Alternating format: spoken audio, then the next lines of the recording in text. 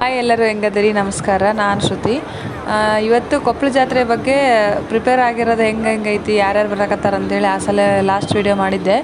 ಅದ್ರಾಗ ಅಮಿತಾಬ್ ಬಚ್ಚನ್ ಬರ್ತಾರಂತೇಳಿ ಹಾಕಿದ್ನೇ ರೀ. ಅದೇನೋ ಕಾರಣಾಂತರದಿಂದ ಬರೋಕ್ಕಾಗಿಲ್ಲಂತ. ಅದರ್ವೈಸ್ ನಾಗತಿಹಳ್ಳಿ ಚಂದ್ರಶೇಖರ್ ಅವ್ರು ಬಂದಾರ ಅಂತೇಳಿ ಕೇಳ್ಪಟ್ವಿ. ನೋಡ್ರಿ ಎಷ್ಟು ಜನ ಅಂದ್ರೆ ಕಣ್ಣಿಲೆ ನೋಡೋಕೆ ಬರ್ತೈತೆ, ಬಾಯಲ್ಲಿ ಹೇಳಕ್ಕೆ ಬರೋದಿಲ್ಲ ರೀ, ಅಂಥದ್ದೈತಿ. ಯಾವ್ಯಾವ ಊರಿಂದ ಎಷ್ಟೆಷ್ಟೋ ಸ್ವಾಮಿಗಳು ತಪಸ್ ಮಾಡಿರೋರು, ಅವರು ಇವರು ಸಿದ್ಧಗಂಗಾ ಮಠದ ಸ್ವಾಮೀಜಿ ಅವರು ಎಲ್ಲರೂ ಬಂದಿದ್ದರು. ಇಲ್ಲಿದಾರಲ್ಲ ಇವರು ಸಿದ್ಧಗಂಗಾ ಸ್ವಾಮೀಜಿ. ಇವ್ರಿಗೆ ನೋಡ್ರಿ NSSR ಕಡೆಯಿಂದ ಎಷ್ಟೆಲ್ಲ ಸೆಕ್ಯೂರಿಟಿ ಐತೆ ಅಂಥೇಳಿ ಇವರು ಎಷ್ಟೆಲ್ಲ ಸೆಕ್ಯೂರಿಟಿ ಕೊಡಕತ್ತಾರೆ ನೋಡ್ರಿ. ಬಾಡಿ ಗಾರ್ಡ್ಸ್ ಎಲ್ಲ ಎಷ್ಟು ಜನ ಅದಾರ.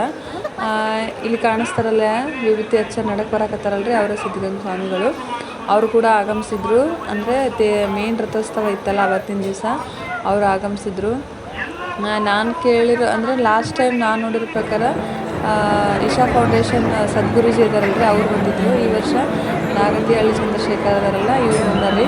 ಇಲ್ಲಿ ಕಾಣಿಸಕ್ಕೆ ವಿಡಿಯೋದಾಗ ಪಿಂಕ್ ಶರ್ಟ್ ಐತಲ್ಲ, ಅವರೇ ದೊಡ್ಡ ದೊಡ್ಡ ಮಹಾನ್ ವ್ಯಕ್ತಿಗಳು ಹಾಗೂ ಸೆಲೆಬ್ರಿಟೀಸ್ಗಳೆಲ್ಲ ಈ ಜಾತ್ರೆಗೆ ಬರ್ತಾರೆ. ನಾವು ಕೊಪ್ಪಳ ಭಾಗದವ್ರು ಆಗಿವಿ ಅಂತ ಹೇಳಿ ಹೇಳಕ್ಕೆ ನಾನು ಭಾಳ ಹೆಮ್ಮೆ ಪಡ್ತೀನಿ ರೀ. ಈ ಜಾತ್ರೆನ ನಾವು ಕಣ್ಣಾರೆ ನೋಡಿದ್ರಿಂದ ನಿಮಗೂ ಕೆಲವು ಕ್ಲಿಪ್ಪಿಂಗ್ಸ್ನ, ಅಷ್ಟು ಗಲಾಟೆಗೆ ಕ್ಲಿಪ್ಪಿಂಗ್ಸ್ನ ನಾನು ಕೆಲವನ್ನ ಆ್ಯಡ್ ಮಾಡೀನಿ. ನೀವು ನೋಡಿರಿ.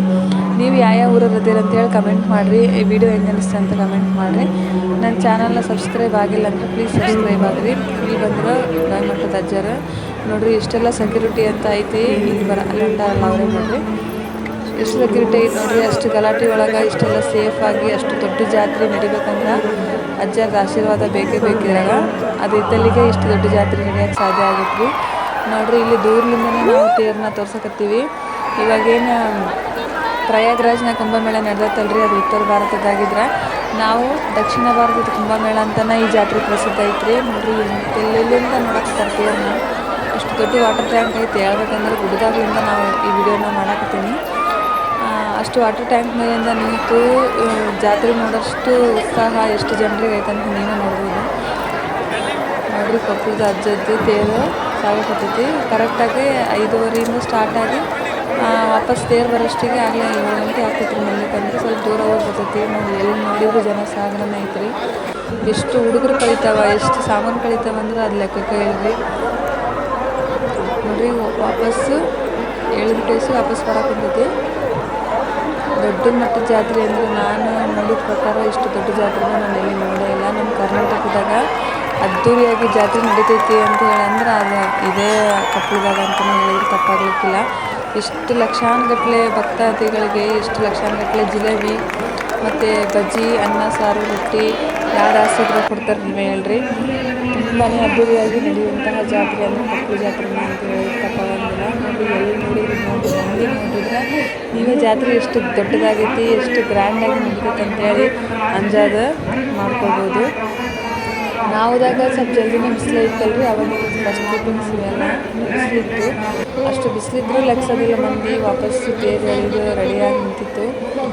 ಅಷ್ಟೊತ್ತಿಗೆ ಇಷ್ಟು ಜನ ಕಲ್ತಾರಂದ್ರೆ ಹೇಳಕ್ಕೆ ಬರೋದಿಲ್ಲ. ಡ್ರೋನ್ನಾಗ ಕ್ಯಾಪ್ಚರ್ ಮಾಡಿದ್ರೆ ಗೊತ್ತಾಗ್ತೈತಿ. ಸಣ್ಣ ಸಣ್ಣ ಇರುವಿ ಕಣ್ಣಾಗ ಕಾಣ್ತಾರೆ. ಸೇಮ್ ಪ್ರಯಾಗ್ರಾಜ್ದಾಗ ಕುಂಭಮೇಳದಾಗ ಎಷ್ಟು ಜನ ಅದಾರ ನೋಡ್ರಿ, ಅಷ್ಟೇ ಜನ ಇಲ್ಲೇ ಅದಾರ ಅಂದ್ರೆ ಎರಡು ಮಾತಿಲ್ಲ. ಗಾಡಿ ಒಂದು ಸ್ವಲ್ಪ ಜಾಗ ಇದ್ದಿದ್ದಿಲ್ಲ ರೀ, ಬಸ್ ಮಾತ್ರ ಅಷ್ಟು ದೂರ ನಿಂತು ಬರ್ತಾರೆ. ಆದರೂ ಇಷ್ಟು ದೊಡ್ಡ ಜಾತ್ರೆ ಐತಿ ಗದ್ದಲದಾಗ ಎಲ್ಲ ಮಂದಿ ಸೇಫಾಗಿ ಬಂದು ಸೇಫಾಗಿ ಹೋಗ್ತಾರಲ್ಲ, ಇದೇ ಈ ಜಾತ್ರೆದೇ ಪವಾಡ. ಸಣ್ಣದು ಎಲ್ಲೇನೋ ಒಂದು ಫಂಕ್ಷನ್ ಆಯಿತು ಅಂದ್ರೆ ಕೈ ಕಾಲು ತುಳಿದ್ರು ಅಷ್ಟು ಜನಕ್ಕೆ ಆಯಿತು, ಇಷ್ಟು ಜನಕ್ಕೆ ಗಾಯ ಆಯ್ತು ಅಂತ ನಾವು ಕೇಳ್ಕೊಡ್ತೀವಿ. ಈ ಜಾತ್ರೆ ವಿಶೇಷ ಏನಂದರೆ ಏನು ಒಬ್ಬರು ಹೆಂಗೆ ಬಂದಿರ್ತಾರೆ ಹಂಗೆ ಊರಿಗೆ ವಾಪಸ್ ಹೋಗ್ತಾರೆ. ಇದೇ ಗವಿಸಿದ್ದೇಶ್ವರ ಅಜ್ಜರ ಆಶೀರ್ವಾದ ಅಂತೇಳಿ ಅಂದ್ರೆ ತಪ್ಪಾಗೋದಿಲ್ಲ. ಇದು ಅದ್ರ ಗುಡಿ ಪಕ್ಕನೇ ಒಂದು ಕೆರೆ ಐತ್ರಿ. ಅಂದರೆ ನೀರೆಲ್ಲ ಸ್ಟೋರ್ ಮಾಡಿರ್ತಾರೆ. ಅದ್ರಾಗ ರಾತ್ರಿ ಹೊತ್ತು ಲೈಟಿಂಗ್ಸ್ ಹಾಕಿದ್ರಂತೂ ಭಾರಿ ಮಸ್ತ್ ಕಾಣ್ತೈತ್ರಿ. ಇದು ಯಾವ ದೊಡ್ಡ ದೊಡ್ಡ ಊರುಗಳಿಗೆ ಬೇರೆ ಕಡೆಗೆಲ್ಲ ಹೋಲಿಸಿ ನಾವು ಮಾತಾಡೋದ್ರಿಂದ ಅದೆಲ್ಲ ನೋಡೋದು ಬೇಡ.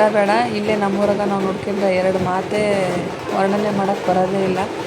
ಕಣ್ಣಿಲೇ ನೋಡೋಕ್ಕೆ ಬರುತ್ತೆ, ಬಾಯಲ್ಲಿ ಹೇಳೋಕ್ಕೆ ಬರೋದಿಲ್ಲ. ಅಂದರೆ 2-3 ಸಲ ನಾನು ಹೇಳಿದ್ರು ನನ್ನ ಮನಸ್ಸಿಗೆ ಸಂತೃಪ್ತಿ ಆಗೋದೇ ಇಲ್ಲ. ಅಷ್ಟು ಚೆಂದ ಜಾತ್ರೆ ಆಗ್ತದಂದ್ರೆ ಅದು ಕೊಪ್ಪಳದಾಗ ಅಷ್ಟೇ. ಹೂವಿನ ಪಲ್ಲಕ್ಕಿಲೇ ಮೆರವಣಿಗೆ ಮಾಡ್ತಾರೆ ನೋಡ್ರಿ. ಇಲ್ಲಿ ನಂದಿಕೋಲ್ ಅಂತಾರಲ್ರಿ, ಅಂಥವನ್ನ ಹೊರಡಿಸ್ತಾರೆ. ಮತ್ತು ನಮ್ಮದು ಹಿಂದೂ ಧರ್ಮದ ಧ್ವಜಗಳನ್ನ ಹಾರಿಸ್ತಾರೆ, ಡ್ಯೂಟಿಗೆ ಇರ್ತಾವಲ್ರಿ ಅಂಥದ್ದು. ಇಲ್ಲಿ ಕುಂಭಮೇಳ ಕೂಡ ನಡೀತೈತಿ. ಹೂವಿನ ಪಲ್ಲಕ್ಕಿಲೆ ಇಲ್ಲಿ ದೇವ್ರ ಅಜ್ಜರು ಇರ್ತಾರಲ್ಲ ಗವಿಸಿದ್ದೇಶ್ವರ ಅಜ್ಜರದಲ್ರಿ, ಅವ್ರನ್ನ ಮೆರವಣಿಗೆ ಮಾಡಿಕೊಂಡು ಹೂವಿನ ಪಲ್ಲಕ್ಕಿಯಾಗ ತೊಗೊಂಡು ಹೋಗ್ತಾರೆ. ಅದು ಒಂದು ನೋಡಿದ್ರೆ ನೋಡೋಕೆ ಎರಡು ಕಣ್ಣು ಸಾಲದು.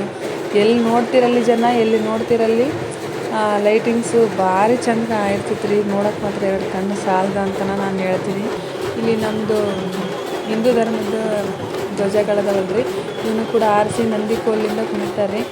ತುಂಬಾ ಜಾತಿ ಭೇದ ಇಲ್ಲದ ಜಾತ್ರೆ ಅಂದ್ರೆ ಇದು ಒಂದು ಕೊಪ್ಪಳ ಜಾತ್ರೆನ ನೋಡ್ರಿ. ಎಲ್ಲ ಜಾತಿ ಎಲ್ಲ ಧರ್ಮದವರು ಈ ಜಾತ್ರೆ ನೋಡೋಕೆ ಹಿಂದೆ ಮುಂದೆ ನಾ ಮುಂದೆ ನೀ ಮುಂದೆ ಅಂತೇಳಿ. ವಿಶೇಷ ಏನಂತ ಹೇಳಿದ್ರೆ ರೀ, ಈ ಕಡೆ ಸೈಡ್ ಬಂತಂದ್ರೆ ಪುಷ್ಪ ಪ್ರದರ್ಶನ ಅಂತ ಕೂಡ ಇಟ್ಟಿದ್ರಿ. ಅಂದ್ರೆ ಒಳಗೆ ಇವು ಕೆಲವು ಸಂಘಗಳಂತೇಳಿ ವೈಯಕ್ತಿಕ ಸಂಘಗಳಂತ ಹೇಳಿ ಮಾಡ್ಕೊಂಡಿರ್ತಾರಲ್ರಿ, ಅಂಥವ್ರ ಗುಂಪಿನ ಸಹಾಯದಿಂದ ಎಲ್ಲ ರೀತಿಯಾದ ಕಸುಬುಗಳನ್ನು ನಾವಿಲ್ಲಿ ನೋಡ್ಕೊಳ್ಬಹುದು. ಒಳಗೆ ಬಂದ್ಬಿಟ್ಟು ನೋಡಿದ್ರೆ ರೀ, ಹೂವಿನಿಂದ ಮಾಡಿದಂತಹ ವಿಮಾನ ಆಗಲಿ, ಬಾತುಕೋಳಿಗಳಾಗಲಿ, ಇಂಥವೆಲ್ಲನೂ ಹೂವಿನಿಂದ ಪ್ರದರ್ಶನ ಮಾಡಿಟ್ಟಾರೆ. ಮತ್ತು ಗಿಡಗಳನ್ನ ಕೂಡ ಇಲ್ಲಿ ಪ್ರದರ್ಶನ ಮಾಡ್ಯಾರ. ಅಂದರೆ ಗಿಡಗಳನ್ನ ಇಲ್ಲಿ ಸೇಲಿಗಿಟ್ಟಿಲ್ಲ, ಅದ್ರ ತಕ್ಕನಂಗೆ ಇಂಥ ಗಿಡಗಳು ಬೀಜಗಳನ್ನ ಅಲ್ಲಿ ಸೇಲ್ ಮಾಡೋಕೆ ಇಟ್ಟಾರ. ಈ ಬೀಜ ಒಯ್ದು ನೀವು ಮನೆಯಾಗ ನಡೆಸ್ಕೋಬೋದು. ಆ ರೀತಿಯಾಗಿ ಯಾವುದೇ ಗಿಡಗಳನ್ನ ಇಲ್ಲಿ ಸೇಲ್ ಮಾಡಿರಲಿಲ್ಲ. ತುಂಬಾ ಅತಿ ದೊಡ್ಡ ಜಾತ್ರೆ ಹಾಗೂ ಅತಿ ಸುಂದರವಾದ ಜಾತ್ರೆ ಅಂದರೆ ಕೊಪ್ಪಳ ಜಾತ್ರೆನೇ ನೋಡಿ. ವಾಟರ್ ಫಾಲ್ಸಲ್ಲೆಲ್ಲ ಮಾಡಿದ್ದಾರೆ ಇಲ್ಲ ಗಿಡದಲ್ಲೆಲ್ಲ, ತುಂಬಾ ಇಷ್ಟ ಆಯಿತು. ಫೈನಲಿ ನಾವು ಜಾತ್ರೆಗಳನ್ನೆಲ್ಲ ನೋಡಿ ಸುತ್ತಾಡಿ ಬಂದಿದ್ದಾಯಿತು. ಈ ವಿಡಿಯೋ ಹೆಂಗೆ ಅನಿಸ್ತು ಅಂತೇಳಿ ಕಮೆಂಟ್ ಮಾಡಿರಿ. ಹಾಗೂ ಸುದ್ದಿಲೋಕ ಚಾನಲ್ನ ಸಬ್ಸ್ಕ್ರೈಬ್ ಮಾಡೋದನ್ನು ಮರಿಬೇಡ್ರಿ.